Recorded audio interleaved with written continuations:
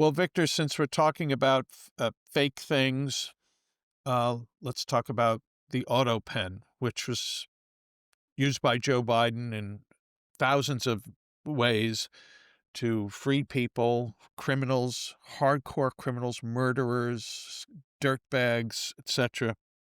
And we've heard a lot about this for the last year, and Donald Trump has put out a statement the other day, and I'd like to get your comments on it. Here's what he wrote on Truth Social. Any document signed by Sleepy Joe Biden with the Autopen, which was approximately 92% of them, is hereby terminated and of no further force or effect.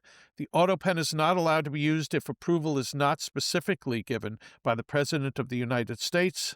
The radical left lunatics circling Biden around the beautiful Resolute desk in the Oval Office took the presidency away from him. I'm hereby canceling all executive orders and anything else that was not directly signed by crooked Joe Biden, because the people who operated the Autopen did so illegally. Joe Biden was not involved in the Autopen process, and if he says he was, he will be brought up on charges of perjury. Thank you for your attention to this matter. Your Yeah, thoughts, Victor? that raises a lot of issues. Number one, I don't know how you post facto go back and undo things that he did. I mean, or you, I wouldn't. I don't know why he pardoned Hunter Biden, Mark Milley, I think Fauci. Are all those invalid? And if so, who adjudicates that? What if they say no? He's pardoned me. So they're all going to have to go through the courts. When Trump says things like Sleepy Joe Biden and all of this, people say they kind of, roll their eyes and there goes Trump. But actually, he's responding to something that is quite egregious. We've never had it in American history. We came close with Woodrow Wilson and Edith Wilson covering up his stroke for over a year, but we never really had a president that at some point, I think in the campaign, of 2020, there were two decisions made. One, that the Democratic Party was going to lose, according to the polls, if they nominated a Elizabeth Warren, a Cory Booker, a Bernie Sanders, a Pete Buttigieg, etc. And two, given that Joe Biden was the only viable candidate, they were going to use him as a moderate veneer and sell him to the American people as a return to normalcy. That is, we would start remembering what Joe Biden said in the 70s and 80s. Remember when he talked about a jungle and crime and his poor mother was endangered and he was against illegal immigration. So they passed that non-existent Joe Biden, and as a waxen effigy, then they used him. And they perpetrated the most radical agenda, I think more radical than the New Deal.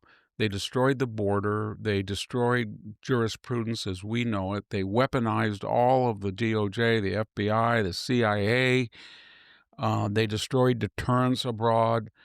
They sort of begged Iran to get back in the Iran deal. The Kabul pullout was the worst military disaster in the last 50 years. It empowered Putin to go into Afghanistan. I could go on, but so Trump has a point, and the question is, they knew he was incompetent, non compos mentis. He was not in control of his faculties.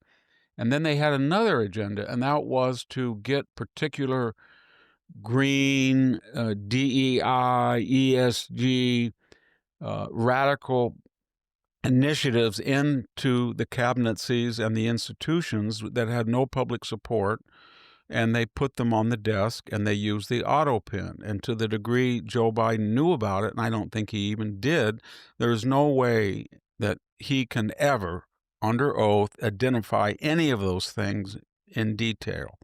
Just no way it's going to happen. So then the question is, are they going to call in the people who did it? And what will they say? Well, I talked to Biden. I have it. Well, do you have documents? No. And then people are saying, to what degree has Trump, as all presidents, used the Autopen? And he'll have to explain that he has done it on his direction, or he has an executive order, or he has a written chief of staff order, or somebody is in the room with him. I don't know, but he's got a good point is what I'm trying to say, and it sounds crazy, but what was really crazy is what they did. This was the biggest sham perpetrated on the American people in my lifetime. It makes Watergate look like a joke. They had somebody who completely was a zombie and didn't know where he was or what he was saying, and they used him as a prop to, as I said, to initiate and advance a radical agenda that, had it been explicit and open, and people knew what they were going to do about the border or crime or critical race, critical legal theory or DEI, they would have never voted for it. And they knew that, and that's why they kicked out all the other nominees. They, like dominoes, they quit the primary of 2020.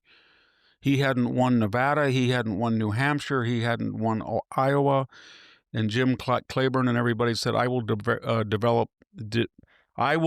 the black vote in South Carolina, and we will win. And then we'll get them all out. We'll promise them various things. We'll promise Elizabeth Warren and Bernie Sanders a socialist agenda. We will promise Pete Buttigieg a cabinet post, etc. And that's where we are. And Trump, he's got a right to be furious, and that he doesn't speak about it in sober and judicious tones is, a lot of people resent that, but compared to what actually happened, his description, as uncouth and crude as it can be, is absolutely spot on.